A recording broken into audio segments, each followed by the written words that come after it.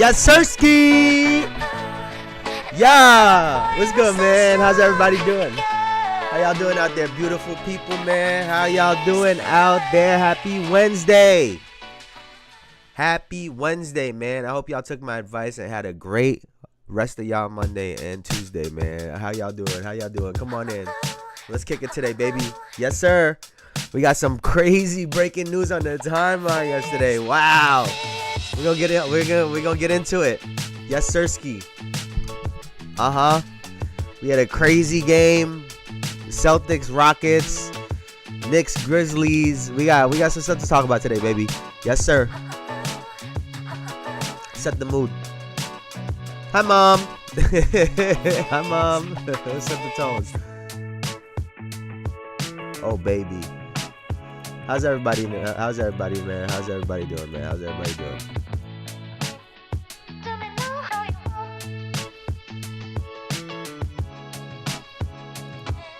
All right. Let's get this started, baby. Let's get this thing started, man. We're going to get right into the show today, man. We're going to get right into the show. So, again, welcome to another episode of the Jayson Estrera Show, where we talk about basketball as accurate as we possibly can. Now, today, like I just said, we're going to have a lot to talk about. De'Aaron Fox. Is he going to be traded? Is he on the move? Swiper? No. Swiping? What's happening with that situation? We're going to talk about Zach LaVine today. We're going to be talking about the Boston Celtics. We're going to be talking about the New York Knicks. We got a lot of stuff to talk about today, man. We got a lot of stuff to talk about. But let's start.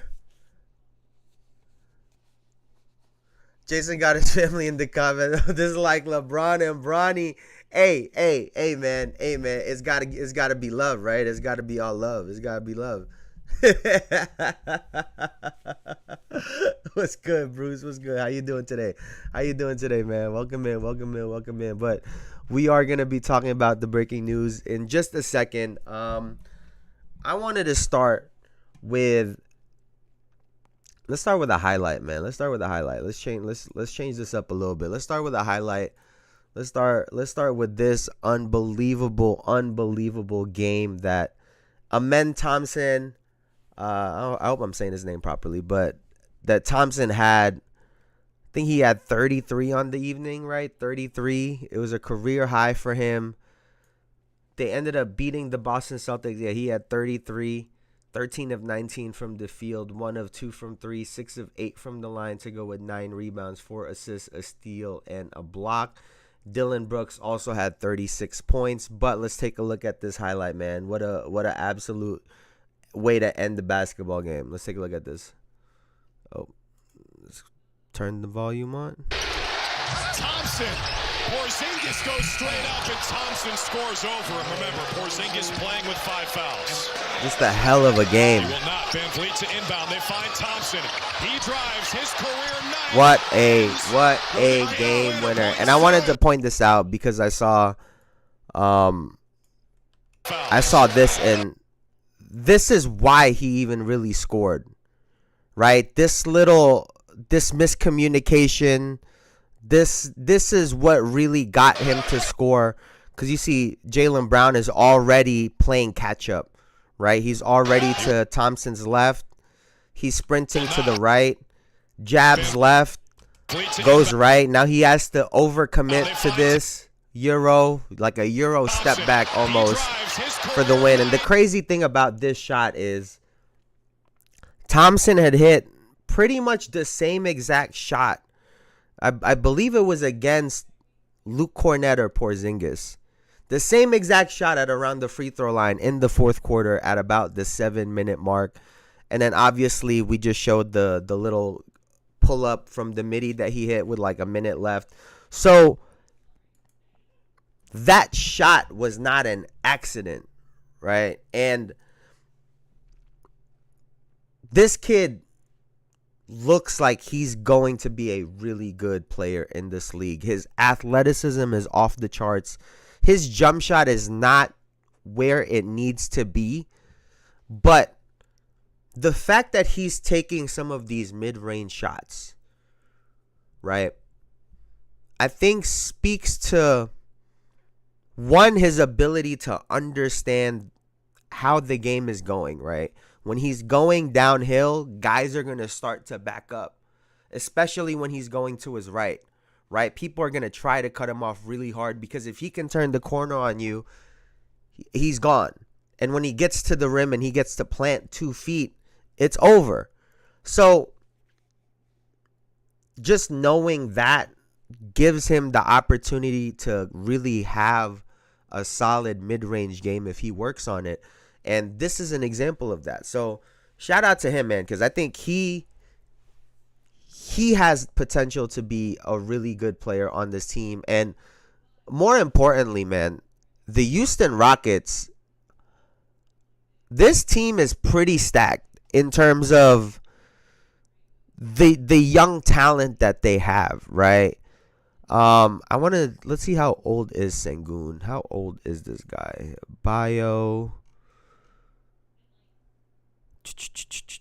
He's 22 years old, right? Jalen Green, I think, is also like 20 or something like that. 19, 22 years old. I mean, they have a very young group. Tari Eason, Amen Thompson, obviously we've already mentioned. So this team moving forward, I think, is going to be a real serious team that everyone's going to have to deal with in the years to come, assuming they can keep the crew together. Assuming they can keep the group together, because Thompson, with his defense and his offense coming along, Jalen Green, can he be a better player being a ball dominant guard, right? The more shots, the more looks, the more the ball is in his hand, is he going to become a better player and a better decision maker? That is obviously something we're waiting for. He's having a very solid year this year. Didn't have a good game against the Celtics, but he's having a solid year this year. Fred VanVleet, I mean, the guy just knows how to win. I think his numbers don't jump off. It doesn't jump off the page ever this year, but just someone that is super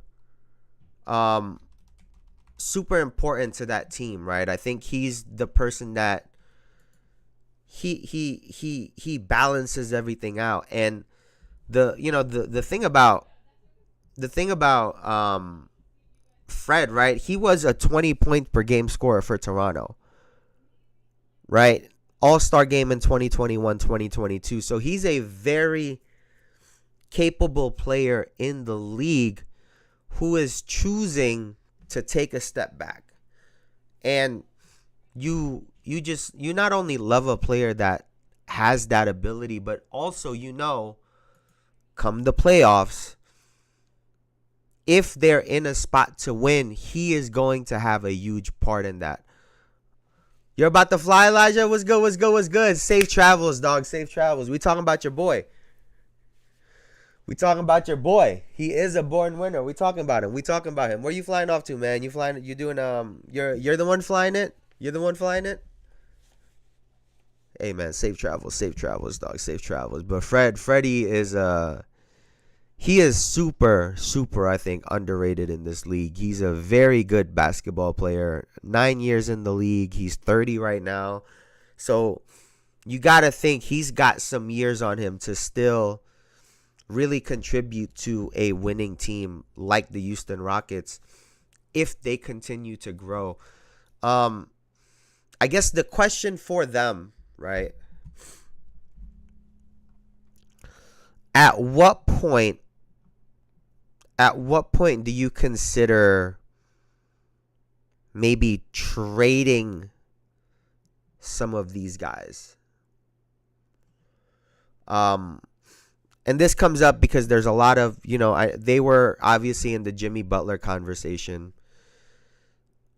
And with any trade talk comes draft picks, right? But the reality about draft picks are they are an unknown variable. To try to put value on draft picks outside of how high they are in the round is very difficult, right? You can't project what that draft pick is going to be. The Houston Rockets have players, right? Reed Shepherd didn't play in that game. They have a Jabari Smith, a Cam Whitmore. We talked about, Tari Eason. They have guys that they can potentially trade in order to get another player. In my opinion, I think you go and try to get a center. You try to get a defender, someone that can go toe-to-toe with a Jokic, with an Anthony Davis, a Giannis, like someone versatile that you can put in the way of that other player. So Alperen Sengun, he can go and try to take advantage of mismatches at the 4. I think they could try to potentially have a big lineup. And that's why when I spoke about Jalen Green, I said, how is he going to look with being on the ball more? Because a point guard nowadays is not what a point guard used to be, right? Point guards nowadays, they're happy if you get 6 assists a game, right? Everyone's applauding if you get 6. No one even cares when someone gets 9, 10 plus assists per game. Genuinely, no one actually cares anymore. Unless it's in a triple-double space, right? So, can Jalen Green be effective scoring the basketball, being the initiator of the offense, and then they can kind of get assists as a group? If they can have a Jalen Green with a Thompson, a Dylan Brooks, Sengun, and then a center, I like that lineup. That's a lineup that I would, in the coming years, you could put that up against any lineup. So I'm super curious to see what happens with the Houston Rockets moving forward, because like I said, they have a lot of young talent. They have guys who are already in the league, and when it comes to projecting, it'll be a lot easier for a team to try to visualize how a player looks that's already been in the NBA in their limited time. I think that goes a long way. Plus, from my understanding, they also have draft picks that they could play with and dangle, in front of these other teams. And that's really where that's the question, right? What player can they get moving forward? What type of star? Who knows what's going to happen? But I'm really curious because this Rockets team looks very good. They are well coached. They take good shots. They have athleticism at pretty much every position damn near. They have 2 guys that are super athletes in Thompson and Green. They have a lot of very positive things. Sengun is a super crafty big. Fred is a known winner and a veteran. They have, like I said, they have a ton of positive things for their team. So let's see what happens with them moving forward.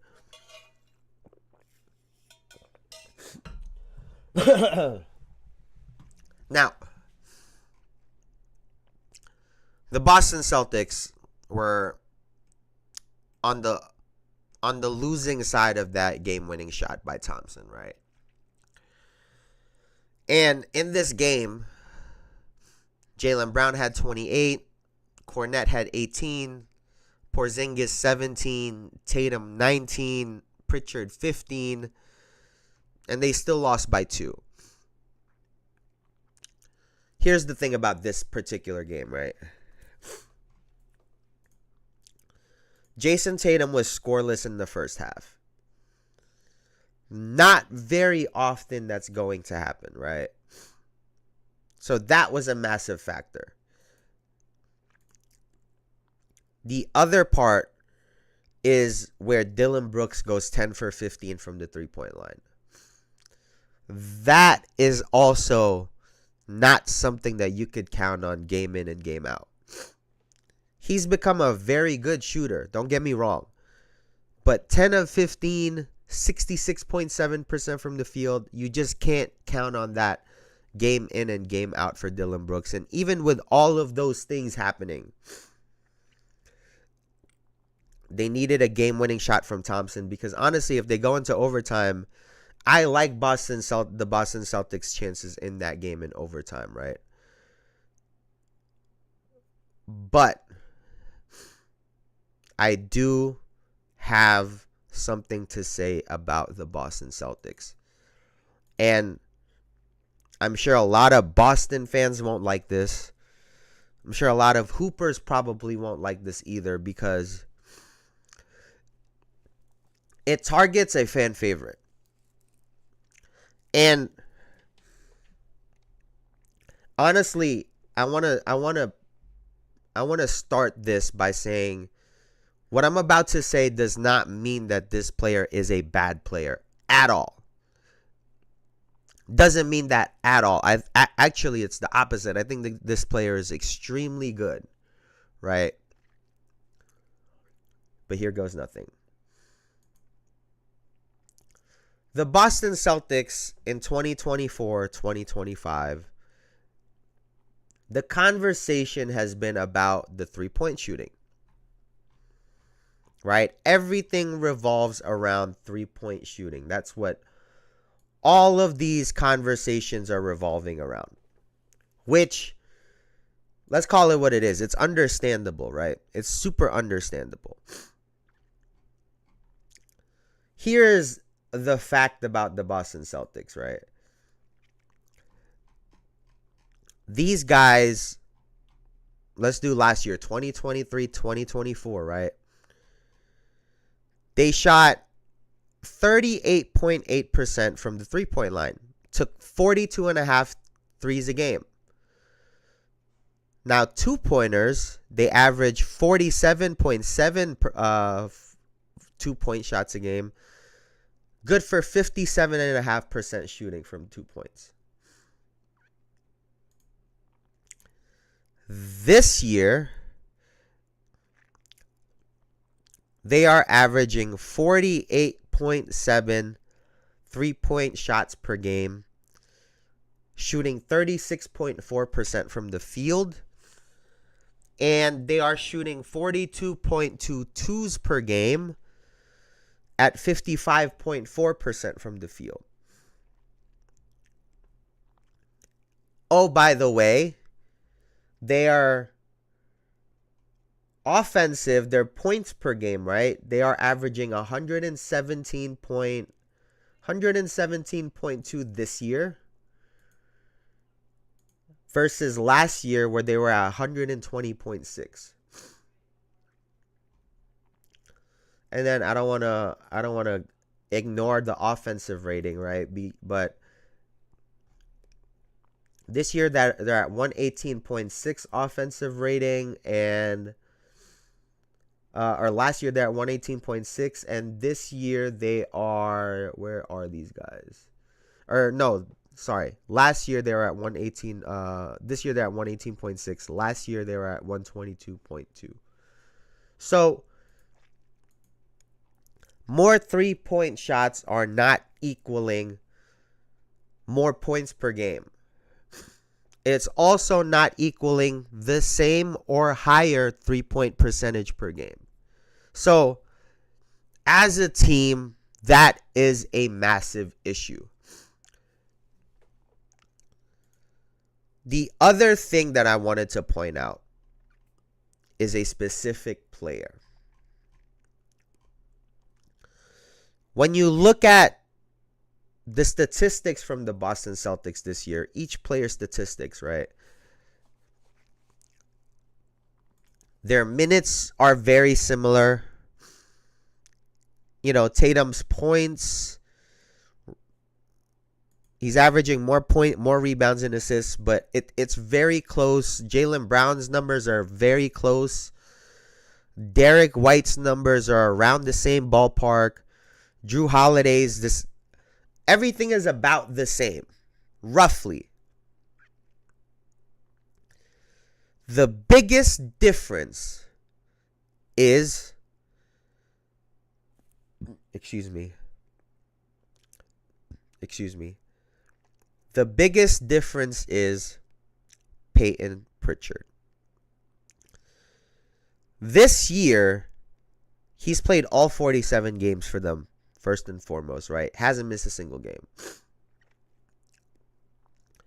But this year, he is averaging 27.6 minutes per game. He's averaging 14.1, 3.7 rebounds, 3.4 assists. Shooting 46% from the field, 41% from the three-point line. Versus last year, 22.3 minutes per game, good for 9.6 points, 3.2 rebounds, 3.4 assists. And he shot 38.5% from three, 46.8% from the field. Peyton Pritchard is very good at basketball. Honestly, sometimes when I watch him play, I almost want to see him be the lead dog on a team and see him take all of the shots. The problem is, we saw this with Milwaukee, right?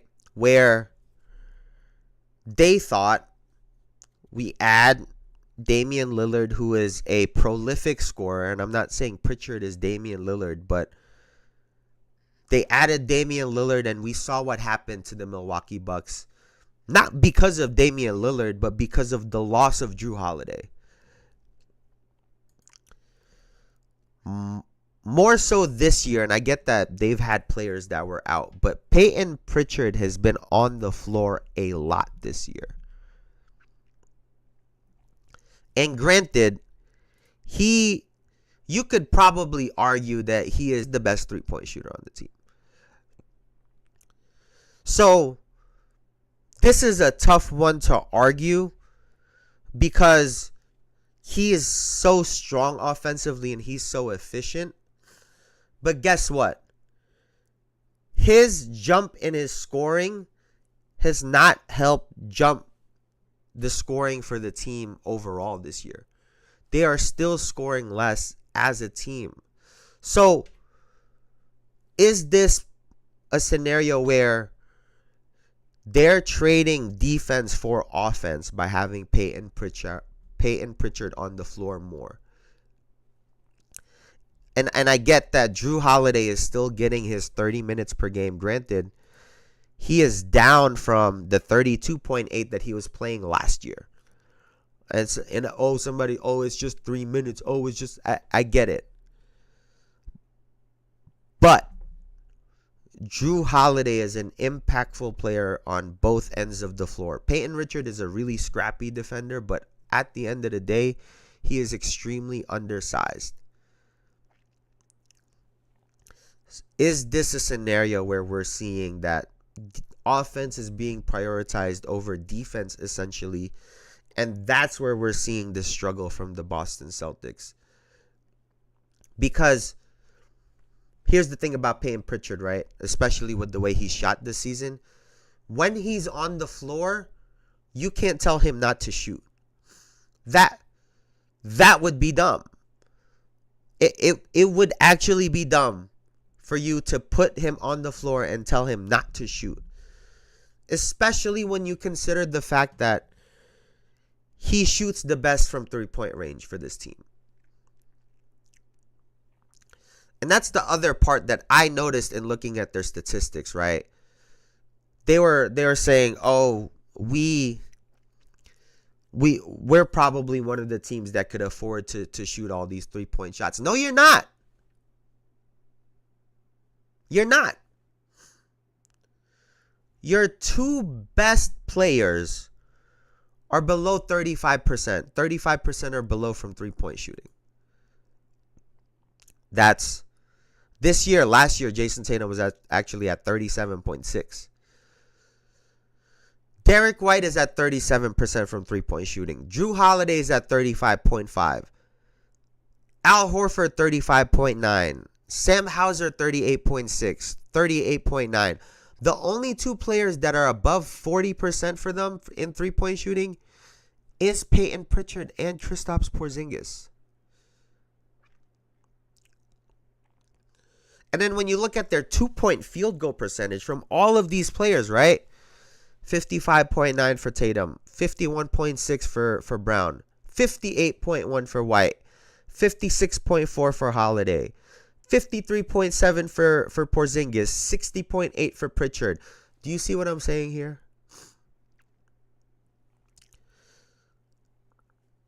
It's not like they had a bunch of 40% three-point shooters on their team, to where if they were shooting 6 to 10 more three-point shots per game compared to last year, if they kept the same percentage, they'd probably be scoring close to 125, 127 points per game. But they're not all 40% three-point shooters. Only two of them are. So they really shouldn't be taking as many threes as they're taking. And I think all of those things in combination, Pritchard having a bigger role, especially on offense in this team, I think is sacrificing their defense a little bit, and we're seeing that. And then overall as a team, they are acting as if they are all elite three-point shooters, and that is just not the case.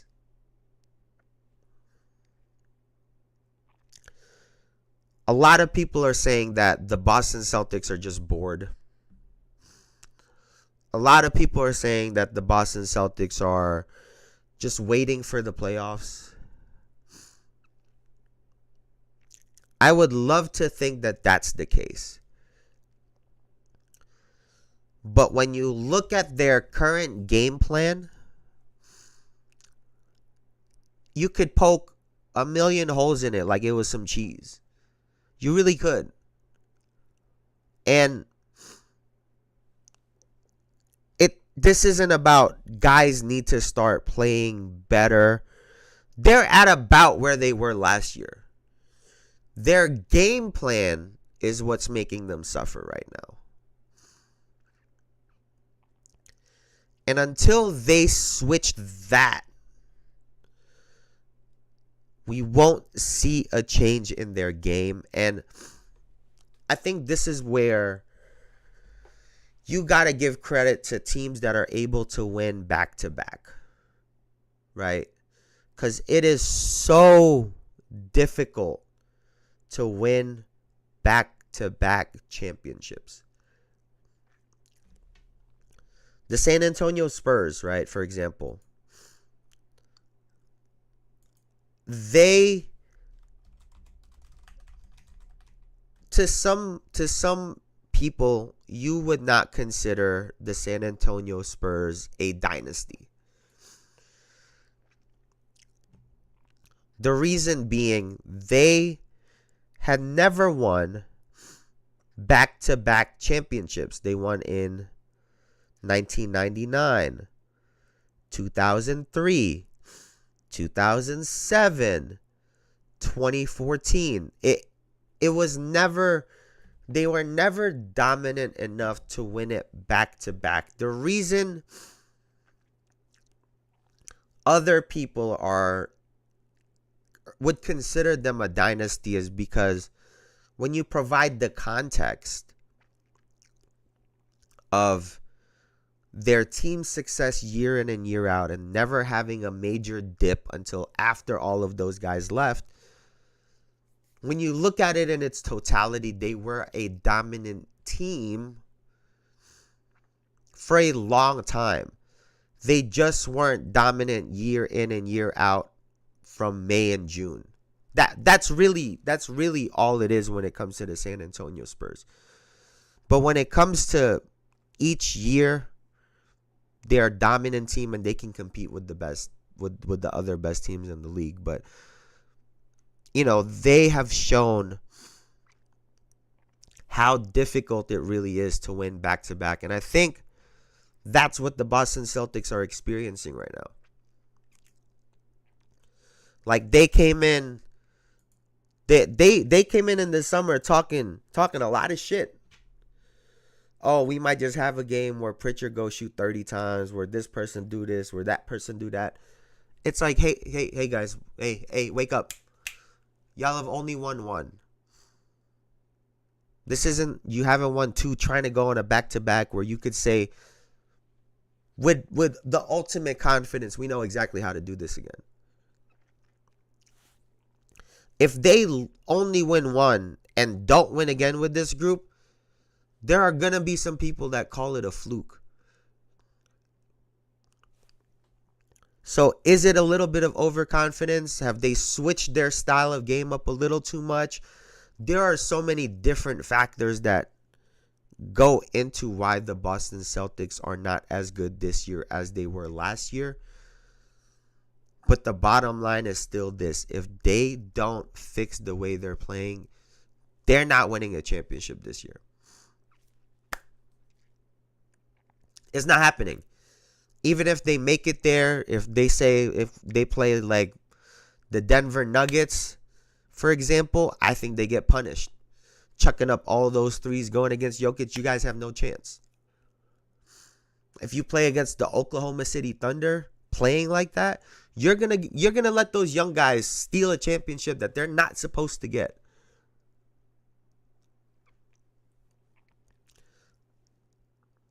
So that's the question, right? And honestly, for me, I'm waiting until after the All-Star break.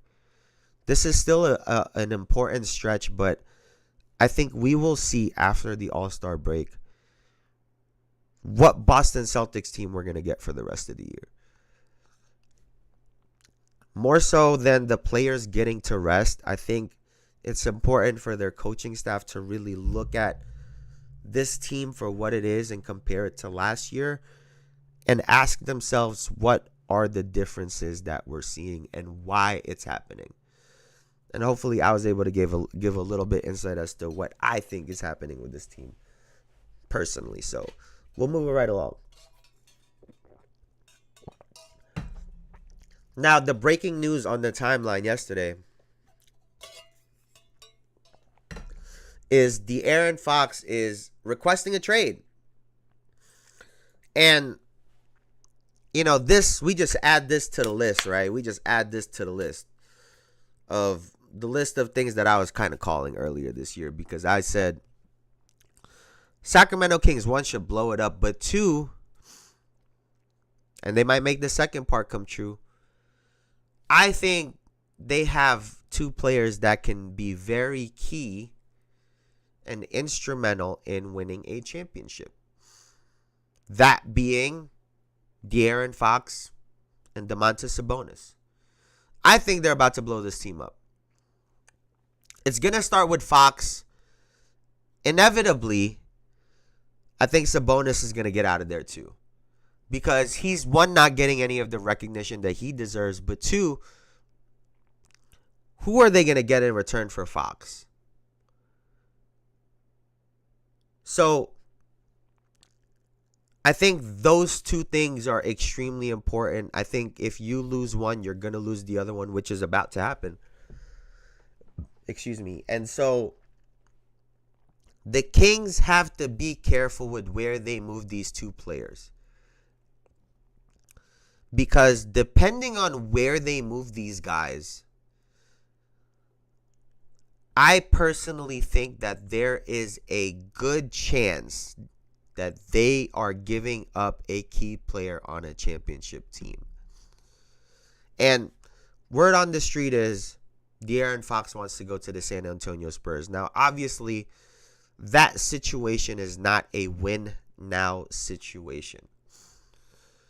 And at 27 years old, obviously, I think he could try to end up in a destination where it's more of a win-now scenario, but I do understand his thinking. At 30 years old, you know, he's 27 now, but when he turns 30, that should be around the time when Wemby is arguably the best player in the league. I think it's going to take anywhere from 2 to 5 years. So about 3 years from now, that's a pretty good spot to be in. And to if they can somehow make the trade happen and keep Chris Paul, you're talking about another year or two under one of the greatest point guards ever. So you add those two dynamics, and I think that's why the Spurs are so enticing for De'Aaron Fox. The other part in it is Fox doesn't strike me as this guy that wants to be super out there. I think he obviously wants to benefit from being more popular and being in a spot that provides more attention. And the Spurs is great because they're not a massive market like even Dallas or like the Knicks or like Boston or the Lakers. But they do have Wemby. So Wemby by himself might be enough to really elevate De'Aaron Fox in terms of popularity, in terms of marketability. He might end up being super popular with the French, the same way T-Mac did off of Yao Ming, right? So maybe he's looking at it from that lens, which is why he wants to go with the Spurs. And he's probably thinking, all right, maybe 30, 31, 32, 33, he thinks he'll be competing for a championship in those years. And everything considered, Wemby might be on that path, and assuming they're able to add some more pieces, grow some of the talent they already have, that's not the worst timeline. Where else could he potentially go? Because I heard someone say maybe he goes to Miami, right? Maybe if the Miami Heat say fuck it, right? They get rid of Tyler Hero, Jimmy, a whole bunch of stuff, and they give Domantas Sabonis and De'Aaron Fox to go with a Bam Adebayo and a Jaime. Maybe they got something there in Miami. I don't love the idea, but I kind of see where the thinking is. I do think though, if you go in that route, you put a Sabonis and a Bam that's a bit more passive as big. So I don't love that combination, right? You need one of them to have a go button. And I don't know if Sabonis is necessarily that. But I'm trying to think. And honestly, I do really like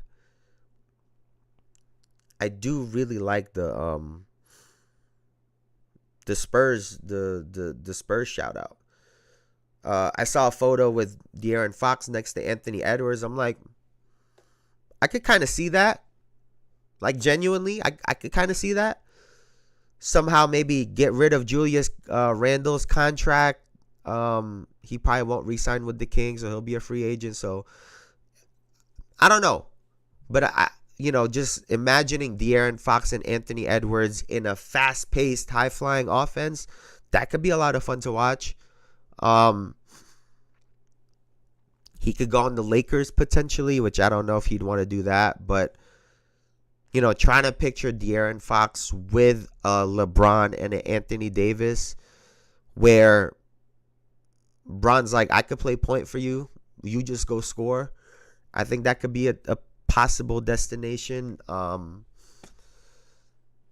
don't know, the Magic with Banchero.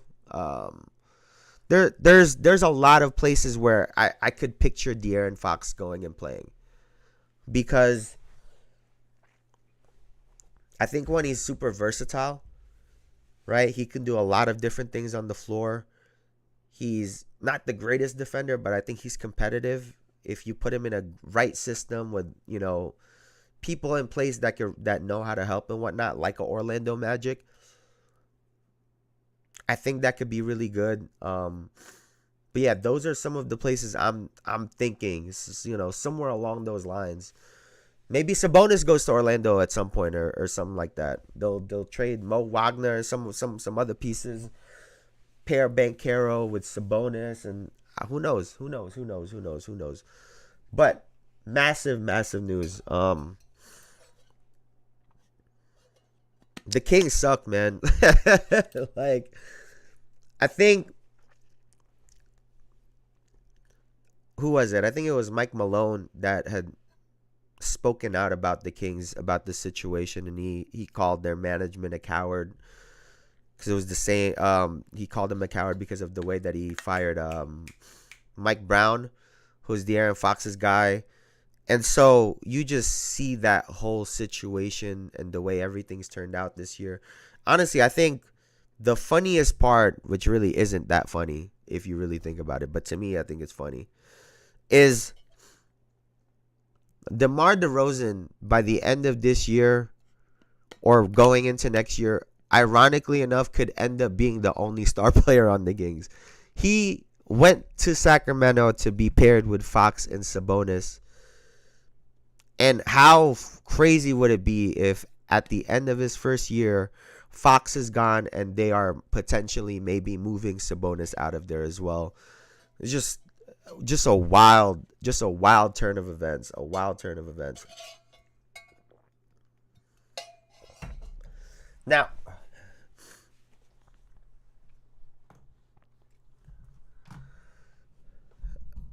let's talk about my New York Knicks. Let's talk about my New York Knicks because we absolutely curb stomped the Memphis Grizzlies the other night. It was I want to get the number right.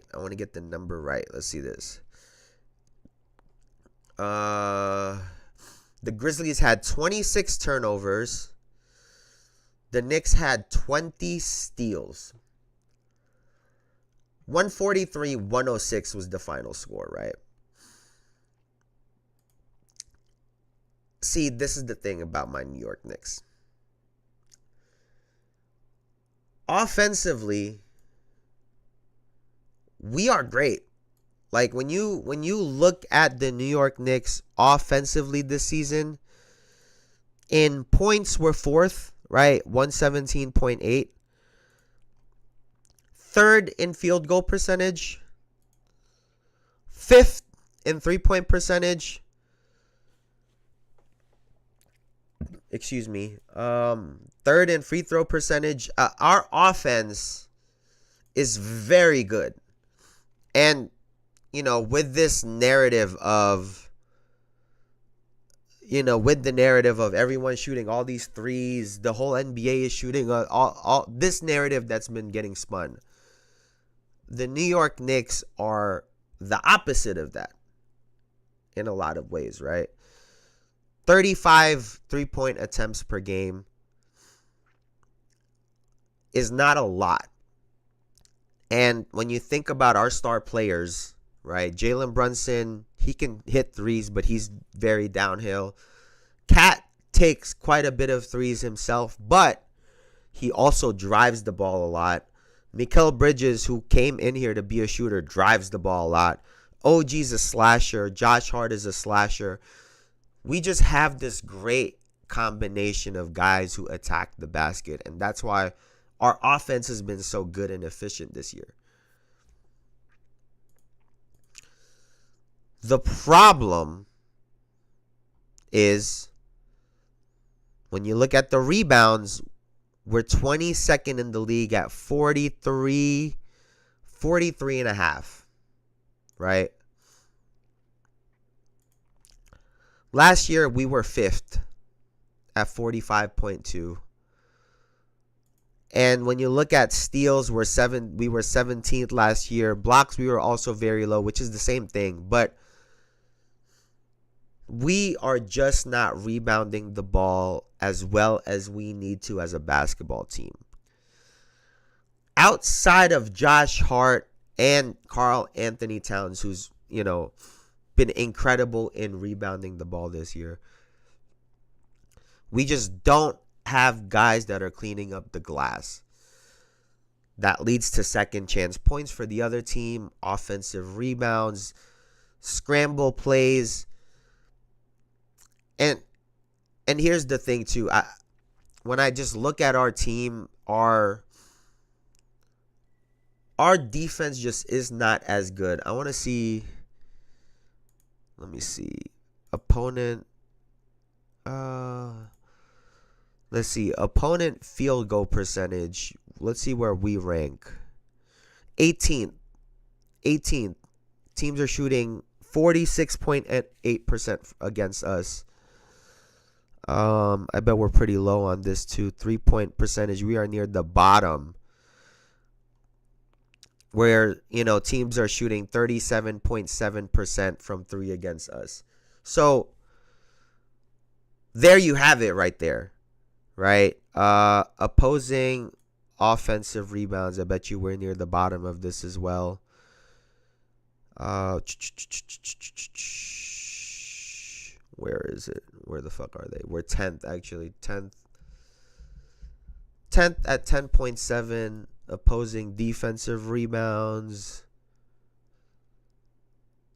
Where the fuck are we? We are at the top, which is not good.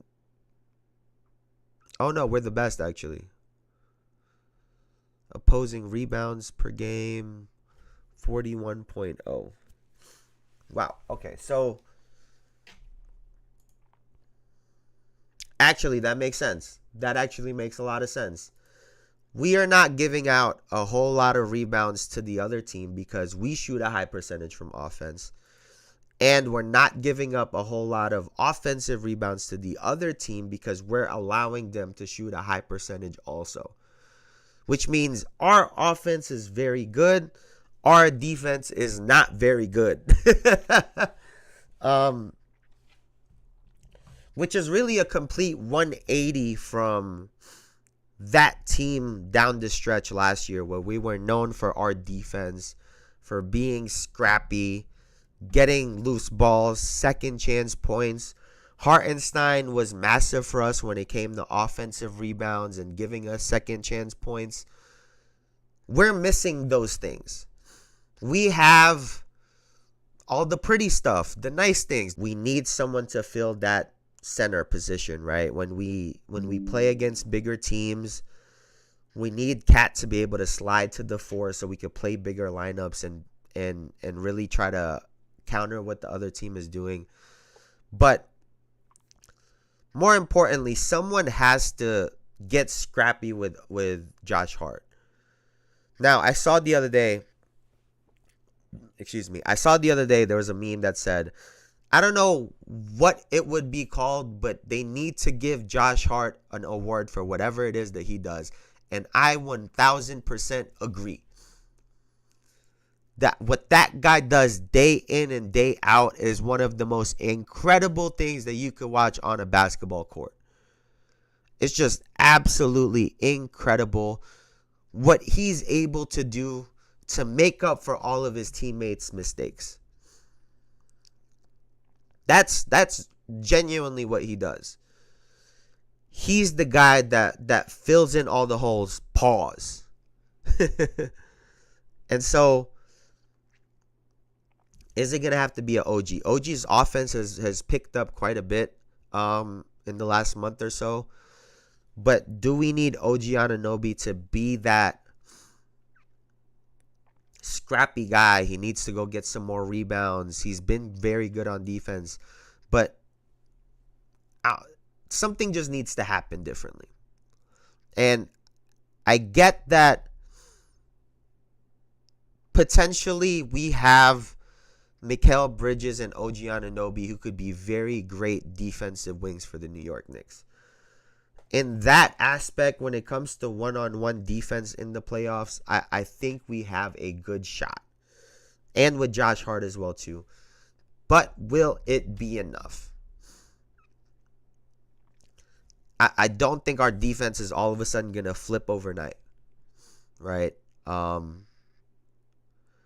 So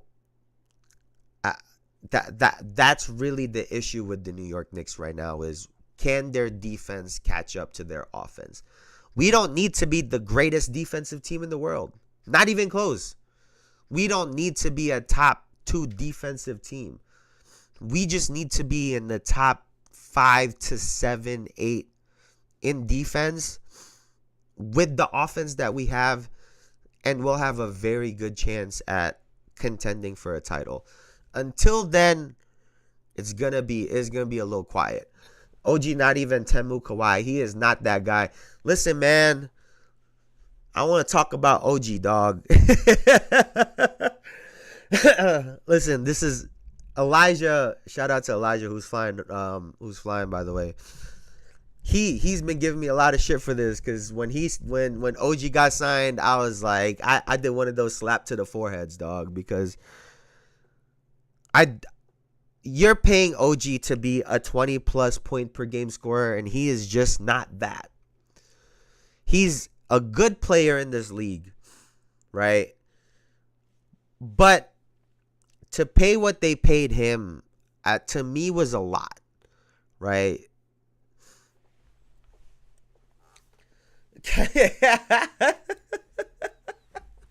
Cat on defense is like chicken at Zion house. No chance. Do you have that written down in a notebook, Bruce? Big Brucey, you got that written down in a notebook somewhere, dog? What the fuck? Oh, the other part too, right? If Cat could just not foul,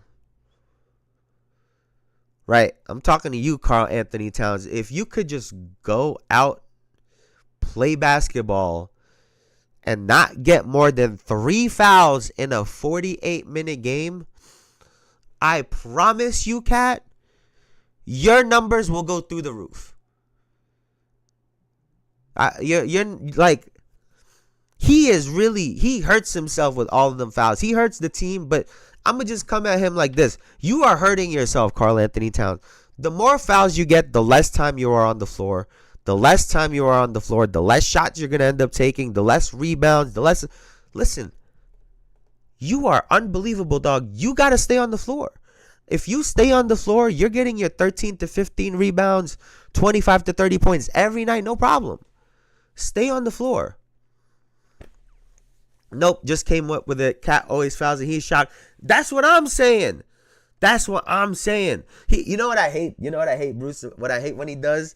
Well, he'll like, and he's not the only person that do this, right? Well, he'll like, they'll be guarding someone, slap them, and then they'll put their hand down like nothing happened, or they'll put their hand up like, dog, we saw you, we saw you smack the guy. Just because you put your hand down, don't mean you didn't. We saw you, like, bro. Oh my God, He does some weird shit sometimes, man. I'm not gonna lie to you. You know the funny thing? I feel like Cat needs to start pulling the chair on people. Because if you notice, when big guys see Cat, they'll get the ball, pound dribble, try to shoulder him.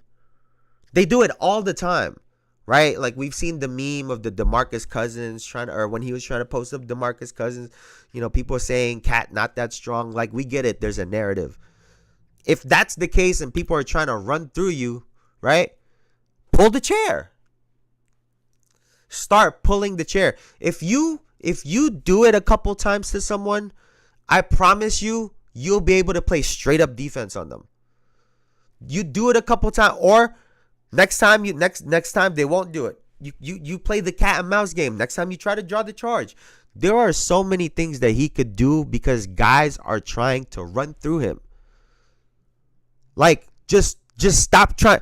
He does that shit where he just tries to hold his ground. It's like, bro, what are you doing? Like, what are you doing? And then he gets the foul, and then he gets confused. Listen, man, we still got a way. We still got a ways, right? We still got a ways to go as a team. You know, the one thing that we have, right? We have camaraderie. We have guys who want to play for each other. They want to sacrifice for each other. We have a lot of positive things when it comes to the New York Knicks, right? We got to tighten up on our defense, get rebounds. Cat needs to stop fouling. And we just might win a championship. We just might. But that's enough of that. I wanted to I wanted to touch on this game because I think this is extremely interesting, right? The Chicago Bulls had beat the Denver Nuggets the other day, 129-121, right? And what did they shoot this game? They were 45.3% from 3, 24 of 53, right? So they were lights out. Absolutely lights out. 21 from Zach, 17 from Dosunmu, 20 from Vucevic, 18 from Ball, 12 from Giddey, just from everyone.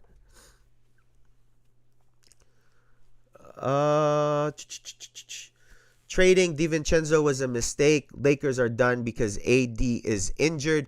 I'm not going to lie to you, Bruce. I do think trading DiVincenzo was a mistake, but weirdly enough, it's also kind of hurt his career. I would feel a lot worse if we traded Dante and then he was in Minnesota hooping. But they got some shit going on over there in Minnesota, so I'll be honest with it. I'm not all that mad. I do think DiVincenzo was a great addition to the team. I think it's foul what the Knicks did to him. I think it's foul because the Knicks marketed the Nova Boys. They did content with the Nova Boys. Just to trade him before media day was fucked up. But he's not playing that well over there, so I ain't too mad. Lakers are done because AD is injured. Oh, yeah, that's a tough one. They're going to reevaluate him in a week, right? That don't mean he's coming back in a week. He's getting reevaluated in a week. So tough for the Lakers. Tough for the Lakers. No MJ, no Bulls. No MJ, no. He was hooping. He got hurt. Who are you talking about? Are you talking about AD or are you talking about Dante? Because he did when they put him in the starting lineup, he did start playing a lot better. Dante did. And they moved Conley to the bench. Dante was playing a lot better, but where were we? The Denver Nuggets and the Chicago Bulls, right? This might be a hot take. DiVincenzo, yeah, he did start to play a lot better once he made the move to the starting lineup. I will say that. He was struggling to start the year though, for sure. So I was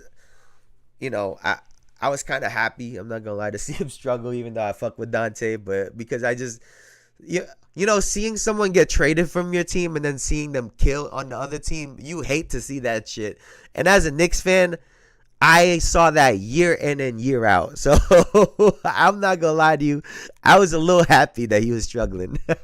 Is that foul? Is that fucked up?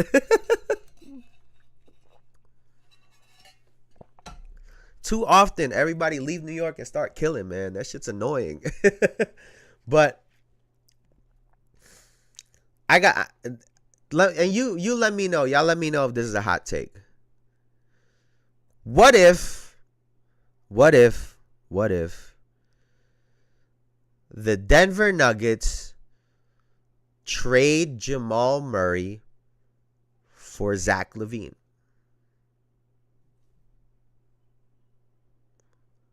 Because they're doing this freaking Jamal Murray, Russell Westbrook backcourt where I hate it because they're both undersized. I mean, I guess Russ at the point guard and Murray at the point guard is not necessarily undersized, but when you play both of them together, it is just the smallest backcourt. Add Christian Brown and it's just, what are we doing? Also, the scoring that you need out of Jamal Murray, in my opinion, has just not been as consistent as you need it to be. Russ has been great, like absolutely great with Jokic. And, he probably won't get the credit that he deserves this year for helping this team stay afloat because Jokic has been so unbelievable. But Russ, in my opinion, has had a lot to do with their success, with their team's success. Is it time to part ways with Jamal Murray so they can start something new? sometimes a big mistake that teams make who win a championship or who go on to have success is that they never make changes.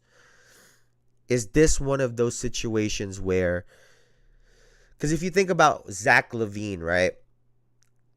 I think he doesn't have great leadership skills. I think as a number one option, he has the tendency to take some very bad shots at times. He's a very capable and a very good scorer. We've seen him erupt and go crazy in this league. But if you now put him as the second option, where he gets to be a spot-up shooter. He shot 5 of 10 in this game from 3. He gets to be a spot-up shooter. He gets to take really good three-point shots. And, if someone is closing out hard, he's still an athlete. And now he gets to kick out to Michael Porter Jr., to Russ, to Brown, or the best yet, to Jokic. Could Zach LaVine be the answer for the Denver Nuggets to win another championship? He adds a little bit of size to their lineup. Adds athleticism that Jamal Murray doesn't have. Shoots just as good, if not better, than Jamal Murray. Can score in isolation situations like Jamal Murray. He can play make as well too, but Russell Westbrook right now has been kind of the guy with the ball in his hand making plays with Jokic. So that's not as big of a problem. And then when you think about, some people have called Zach, he's more finesse. Some people think he's soft or whatnot. You don't got that problem with Denver no more. You have Russell Westbrook, and then I saw a video the other day of all of the times that Jokic was about to get into a fight. I think people forget that Jokic. And that's why no one messes with him, right? And his brothers. But between Russ and Jokic, you don't have that toughness problem, right? Could Zach LaVine be the answer for the Denver Nuggets? Because I know he's been in trade talks it feels like the last 2, 3, 4 years, right? It feels like ever since he damn near got to Chicago, he's been in trade conversations. Will this year be the time that they pull the trigger? The hard part with him is his contract. That's the hardest part with him. Trading him for Jamal Murray would actually fix a lot of that, who also has a massive contract. On Chicago, you let Jamal Murray be Jamal Murray. You give him the opportunity to be the go-to scorer with Alonzo Ball and a Josh Giddey. Who knows what could happen on that team? Maybe he wants to be in that role. He gets the freedom to do what he wants. But more importantly, for Zach LaVine and the Nuggets, I think that combination, Russ, Brown, Zach LaVine, who have they been playing at the 4? Michael Porter Jr. Michael Porter Jr. and Jokic, they've kind of switched out of this Aaron Gordon thing. He's had injuries as well too.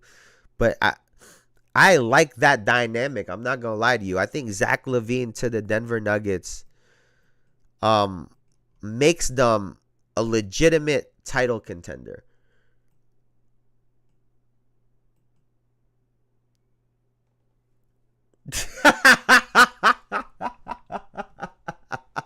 Did you see that thing he posted the other day or yesterday? He did the behind the back dunk.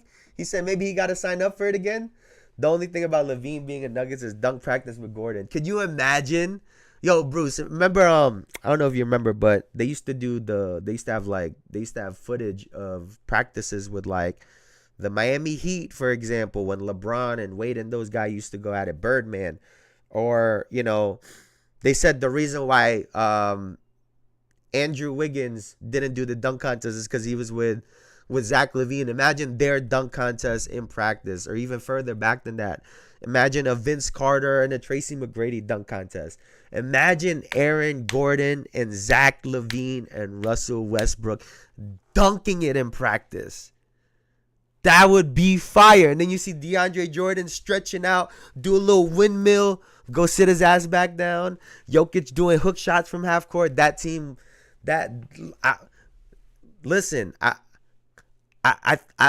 this would be this would one be a blockbuster trade because I think trading Jamal Murray would be a big deal for the Denver Nuggets. I get it. Sometimes, people don't want to change something. People get comfortable in their situations. But they got to hear me out on this one, y'all. I really think if they get Zach LaVine, they are a title contender this year.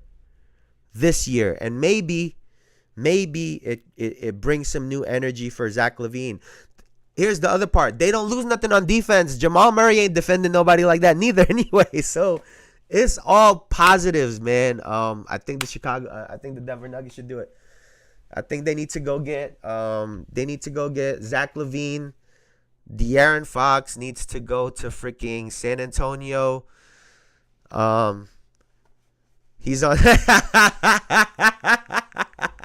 Yeah, they got some good herb over there, my brother. They got some good herb over there for sure. And then Jimmy, where the fuck would they trade Jimmy, bro? They need to do some weird shit to Jimmy Butler. They need to trade him to like Portland or some shit. They need to trade him to like Portland just to fuck with him. You ain't winning shit over there. Yeah, go get some value. Go get some young guys for Jimmy Butler. But that's going to do it for me for now, man. Thank you guys, as always, for hanging out with me. I appreciate y'all so much. Before I get out of here, please like, comment, and subscribe. All that good stuff. It really helps the channel out. We're trying to take this to the moon, as y'all already know. Thank you so much, Bruce, for hanging out. Big Bruce. Big Elijah, thank you so much for popping in here just to say what's up. Hope you have a safe flight wherever you're trying to go. I know you all aired. I know you air Elijah. I'm about to start calling him Air Elijah. He would ask for a buyout in Portland. He might not even fly to Portland. I appreciate you though, Bruce, as always. So much love from y'all. Thank you so much. Y'all could have been anywhere on the internet, but y'all were here with me, and I appreciate you guys for that. Thank you so much. I'll see y'all on Friday, man. Y'all have a good day. Y'all have a good Thursday, man. Peace, peace, peace, peace, peace. I'll see y'all later.